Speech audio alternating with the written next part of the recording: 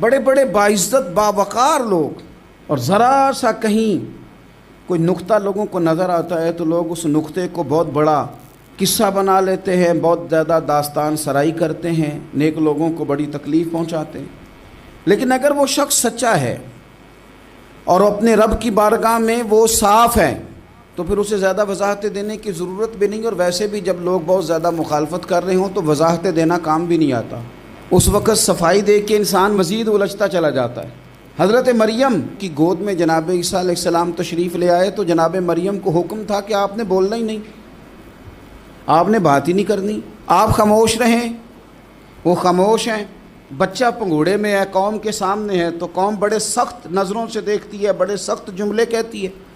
اور انہوں نے کہا کہ مریم یہ بچہ کہاں سے آ گیا، آپ بھی نیک، آپ کا باپ بھی نیک۔ تو جناب مریم نے کیا کہا؟ قرآن مجید سورہ مریم کی آیت نمبر 29 دیکھیے، فَأَشَارَتْ إِلَيْهِ، تو جناب مریم نے نا پنگوڑے کی طرف اشارہ کیا،